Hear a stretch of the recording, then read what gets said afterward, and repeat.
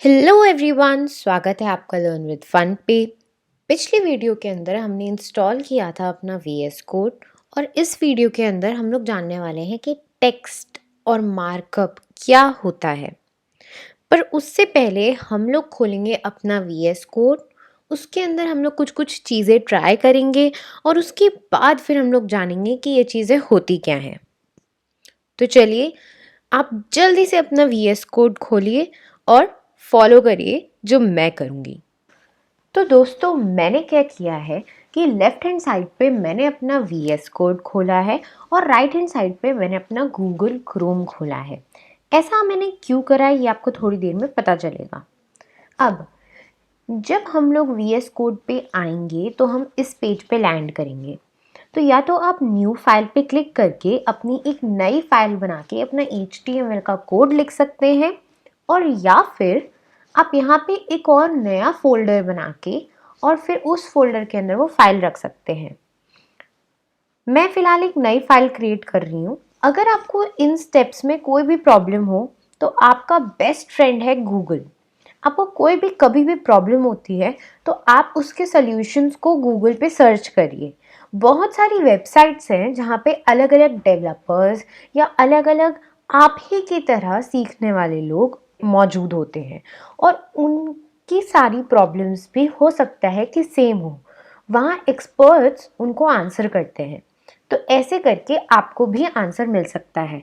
उसके बाद भी अगर आपको कुछ भी समझ में नहीं आए तो बिल्कुल आप कमेंट करिए इस वीडियो के नीचे और मैं आपको रिप्लाई करूँगी।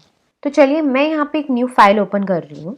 अब इस न्यू फाइल का कुछ भी नाम नहीं है, तो सबसे पहले तो हम इस न्यू फाइल को कुछ नाम दे देते हैं। इस न्यू फाइल को नाम देने के लिए मैं इसको सेव करूँगी और जैसे ही मैं इसको सेव करूँगी मेरे पास आ जाएगा कि ये कौन से फोल्डर के अंदर सेव होना है और किस नाम से सेव होना है। तो मैं इसको सेव करूँगी लर्न विद फन .html के नाम से। और दोस्तों ध्यान रखिएगा कि आप एक .html ज़रूर लगाएं। आप कुछ भी नाम रख सकते हो .html के पहले, पर ये ध्यान रखिएगा कि हमेशा .html ज़रूर लगाइए। ये एक तरह से आइडेंटिफाई कराता है वीएस कोड को कि ये एक HTML फाइल है और इसको हमें उसी की तरह ट्रीट करना है। तो इसलिए हम इस फाइल नेम के पीछे .html लगाते हैं। अब इसको सेव करेंगे। जैसे हम इसको सेव करेंगे आप यहाँ पे देखेंगे कि ये जो आइकॉन था वो अब चेंज हो चुका है। यहाँ पे learn with fun.html आ चुका है। मतलब अब हमारी ये HTML फाइल हो चुकी है सेव।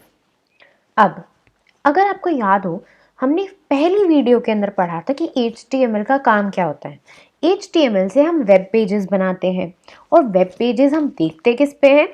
राइट, वेब ब्राउज़र पे। तो इसी रीज़न की वजह से हमें अपने राइट हैंड साइड पे गूगल क्रोम खोलना पड़ेगा।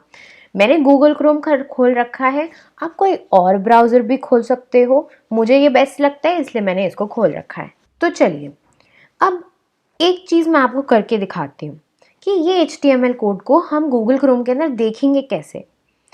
तो मैं यहाँ पे लिख देती हूँ हेलो हाउ आर यू, और अब इस फाइल के अंदर हमने कुछ चेंजेस करने हैं, हमने कुछ कोड लिखा है, हमने कुछ टेक्स्ट लिखा है, तो इसलिए हम इसको सेव करेंगे ताकि जितने भी इसके अंदर हमने चेंजेस करे हैं वो सेव हो जाएं। सेव करने के लिए कंट्रोल S विंडोज़ पे या कमांड S मैक पे करेंगे। तो ये मैंने सेव कर दिया।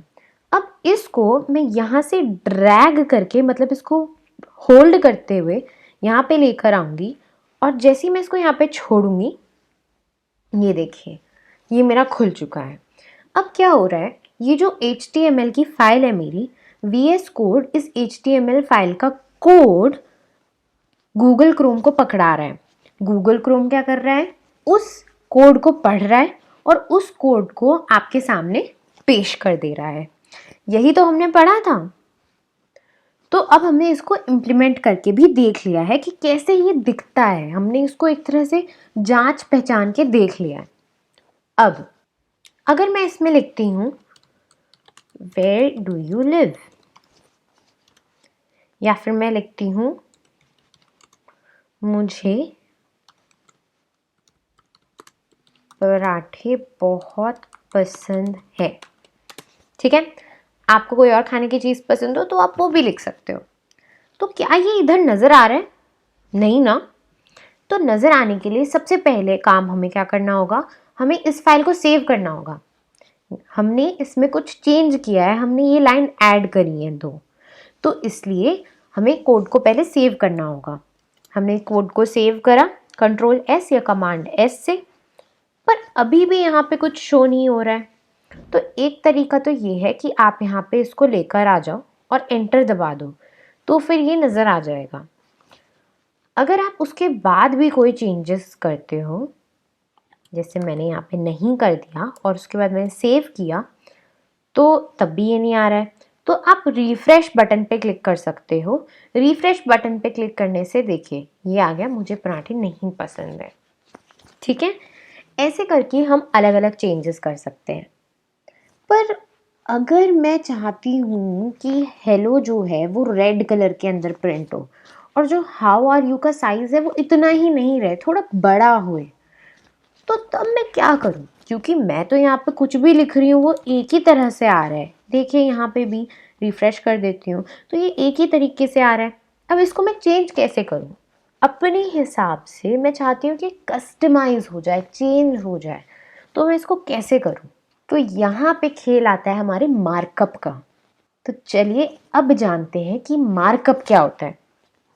जब भी हमें अपने टेक्स्ट को अलग तरीके से दिखाना होता है तो हम लोग मार्कअप का इस्तेमाल करते हैं। याद है HTML का फुल फॉर्म क्या था? Hyper text markup language. Markup शब्द अब दिखाई दे रहा है, तो यहीं पे मार्कअप का इस्तेमाल होता है और तभी इसका नाम HTML हाइपरटेक्स्ट मार्कअप लैंग्वेज है। तो मार्कअप कुछ भी नहीं है, मार्कअप भी सिंपली एक टेक्स्ट ही होता है, पर उस टेक्स्ट के अंदर एक स्पेशल चीज़ होती है, जैसे वो रेड कलर का है या उसका साइज़ बड़ा है या कोई और चीज़, वो नॉर्मल टेक्स्ट जैसा नहीं होता, उसे हम लोग मार्कअप कहते हैं। तो दोस्तों इस वीडियो के लिए बस इतना ही। आज हमने पढ़ा कि मार्कअप क्या होता है और कैसे हम लोग अपने HTML कोड को अपने वेब ब्राउज़र के अंदर देख सकते हैं। अगले वीडियो में हम और भी खूब सारी चीज़ें सीखेंगे। इस वीडियो के लिए thank you so much for watching. Like, share और सब्सक्राइब करना बिल्कुल भी मत भूलिएगा। Keep learning, keep growing. Bye bye.